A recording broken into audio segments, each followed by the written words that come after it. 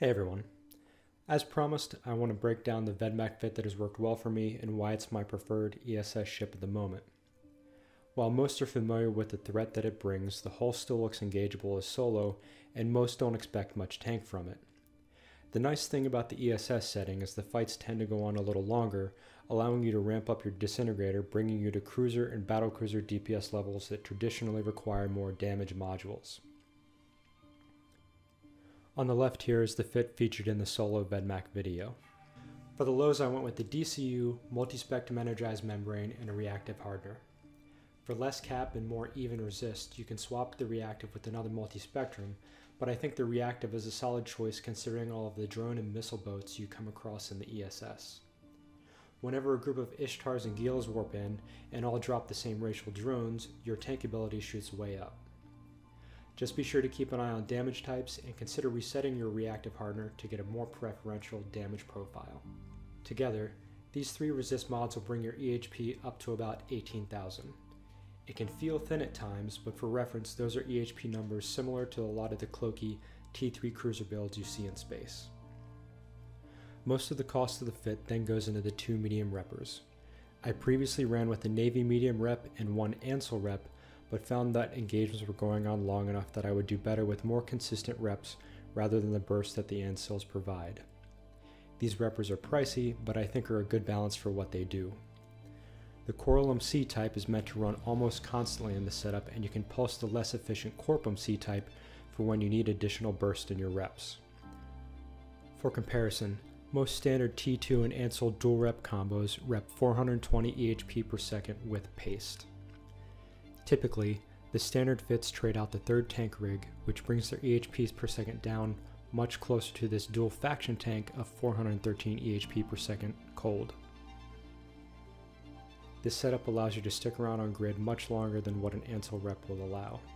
For the mids, I chose a Fed Navy 10MN Afterburner, partially for the increased max speed, but also to save on cap and power grid requirements.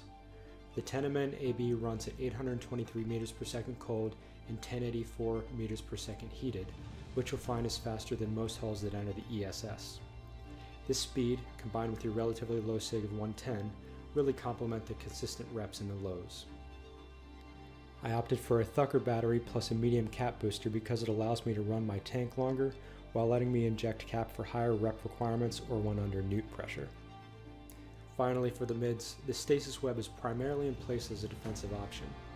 I chose the Fed Navy web to gain the additional range to stiff arm anyone trying to rush you down. As highlighted in the solo video, if you get webbed, then you lose a large portion of your tank. Be sure to preheat and apply at 18 kilometers. The high slots are pretty straightforward. Due to power grid restrictions, we forego a smart bomb and neutralizers and only place in a faction heavy entropic disintegrator. I have run a medium smart bomb, but find a lot of the heavy drones we come across just don't take enough pressure from it to justify the PG and tank sacrifices.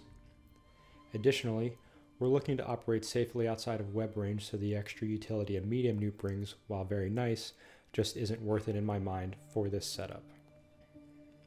This faction disintegrator can be expensive, but once you consider that the Vedmak hull itself is pretty cheap, together they come out to around the cost of a standard pirate faction cruiser.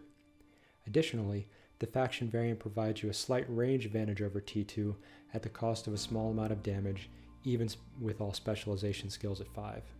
For damage numbers, with a single radiation sink you're looking at a full ramp to cult doing 762 DPS out to 18 kilometers.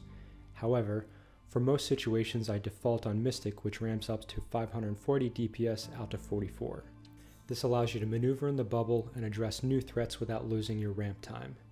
Your occult damage is solid, but it puts you within faction or skirmish linked web range.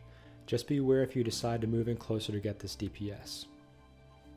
Lastly, on ammo types. When traveling outside of the ESS, I default on Mezzan because a lot of the times when you get tackled, Scepters and Frigs will just choose to burn away from you in an attempt to break your spool.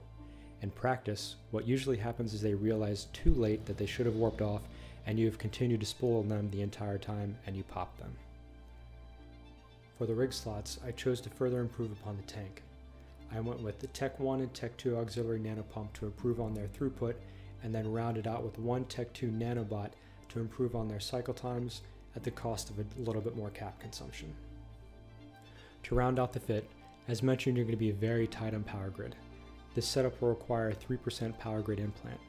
You can trade tank rigs for an Ansel rig, but I chose to just go with the 20mm implant option to retain the tank. Altogether, this fit will cost you anywhere between 575 to just over 600 million ISK, but since you're making ISK as you roam in it, I feel the true cost is significantly lower. Before moving on to 2 clips, I want to briefly mention the budget version of this fit. Until you get comfortable with the setup, or if you just want to fly cheaper, there is a 190mm ISK alternative here on the left. It does bring newts back onto your setup, which is nice, and the tank is solid while you have paste. This fit will still require 2% power grid implant. If you want to slowly add ISK to this setup, I would recommend the faction Disintegrator, then the battery in the mids, and finally the faction reps and T2 rigs. For what it's worth, I used a dual prop single injector variant of this fit to get my only solo marauder kill on a golem, so it's definitely still a viable ship. I have 2 short clips I want to highlight.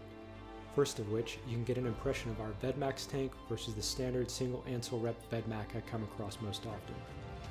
This Vedmak had 4 destroyers in tow hanging outside the ESS gate, so he and an Oracle warp in to what I'm guessing was push me off the bank.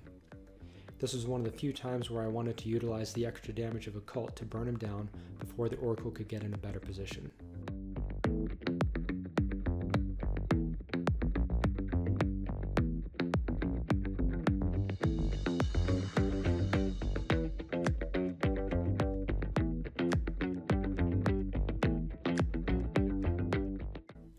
For the last clip, I want to highlight how to deal with a lot of the 100 MN setups you come across.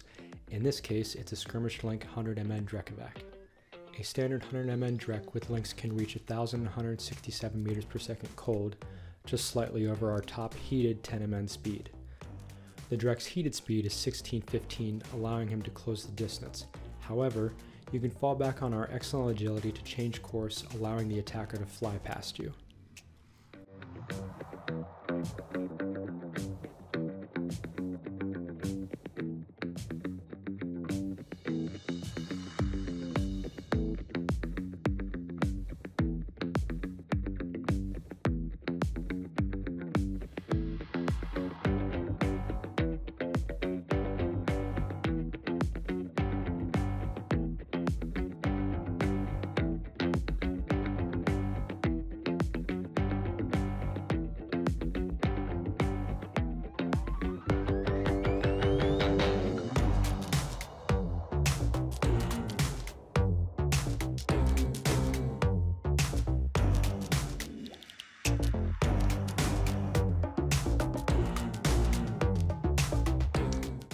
I would have stuck around longer in this fight, but I had played with the rattle for a while, ran out of cap charges, and I didn't know it at the time, but I had also burned out my Thukker battery.